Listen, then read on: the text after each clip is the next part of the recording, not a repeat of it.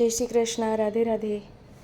વૈષ્ણુ, આજે આપણે સૂર્યબંટાની સામગ્રી સિદ્ધ કરવાની છે.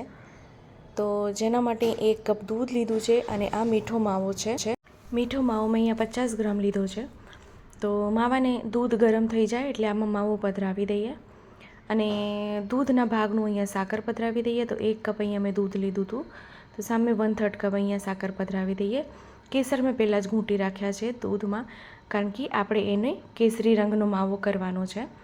તો અહીંયા આપ જો તો દૂધ અહીંયા ઘટ્ટ થઈ ગયું છે. હવે આપણે આમાં બદામનો ભૂકો પધરાવી દેવાનો છે. બદામનો ભૂકો પણ અહીંયા 1/3 કપ લીધું છે. હવે એનું મિશ્રણ એકદમ ઘટ્ટ કરી લેવાનું છે. જેવી રીતે આપણે બરફી કરતા હોય બદામની, એવી રીતે જ એનું મિશ્રણ અહીંયા તૈયાર કરી લેવાનું છે. હવે આ સ્ટેજ પર ગેસ બંધ કરી દેવાનું છે અને સામગ્રીને પ્લેટમાં કાઢીને એને ઠંડી કરવાની છે પ્રોપર, જેથી સરખી સેટ થઈ જાય. તો એને હવે ગેસથી નીચે ઉતારીને ઠંડુ કરવા મૂકી દઈએ.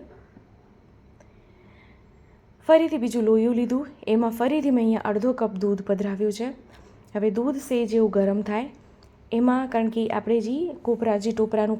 ટોપરા પાક કરવાના છે, એમાં બી ઘૂંટેલું કેસર પધરાવ્યું છે મેં.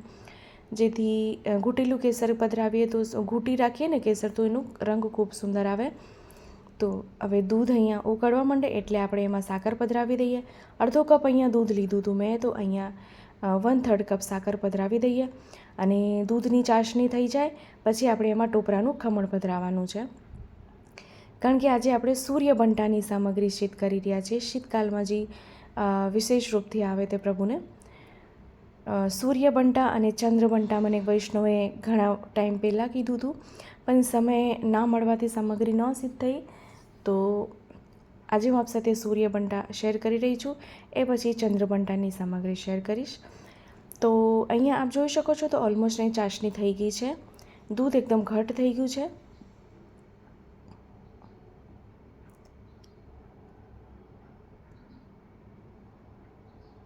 હવે આપણે એમાં ટોપરાનું ખમણ પધરાવી દઈએ. ટોપરાનું ખમણ અહીંયા મેં 1/3 કપ લીધેલું છે.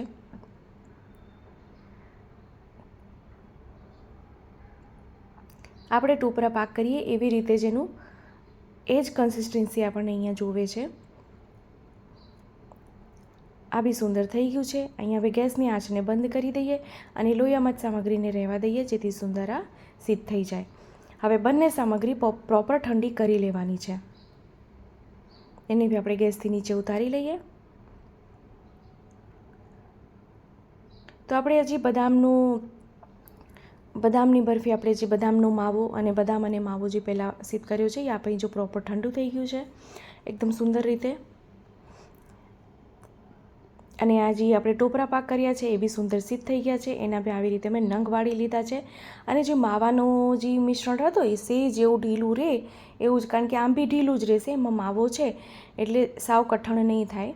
તો આવી રીતે જેટલા ટોપરાના ખમણના નંગ વાળ્યા હોય એટલા જ માવા અને બદામના નંગ વાળી લેવાના છે.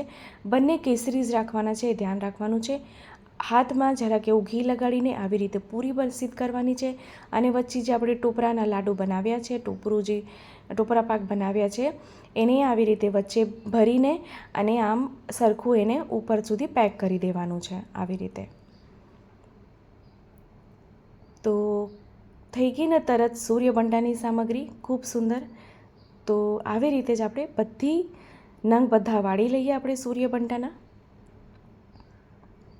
આંગળીથી થેપીને જેવું મિશ્રણ ઢીલું રહે એવું જ રાખવાનું છે. સાવ કઠણ નહીં કરી નાખવાનું, એ બી ધ્યાન રાખવાનું છે. નહીં તો પૂરી સરખી વણાશે નહીં અને અંદર જ્યારે આપણે ટોપરા માવો ભરશું ત્યારે પૂરી સરખી ઉપર સુધી પેક નહીં થાય, તો સામગ્રી સુંદર નહીં સિદ્ધ થાય. આપને જો ના સમજાણું હોય તો આપ મને ફરીથી કમેન્ટ કરશો, હું ચોક્કસથી આપને રિપ્લાય કરીશ. મેં નીચે પહેલાં બટર પેપર રાખ્યું જેથી સામગ્રી નીચે ચોટે નહીં. આપ પાસે ના હોય તો નીચે ઘી લગાડીને બી રાખી શકો છો. વિડીયો ગમે હોય તો લાઈક જરૂરથી કરશો. આપણા ગ્રુપમાં શેર કરવાનું ભૂલશો નહીં, જેથી વધુથી વધુ લોકો સુધી વિડીયો પહોંચી શકે અને એને પણ ઉપયોગી થઈ શકે.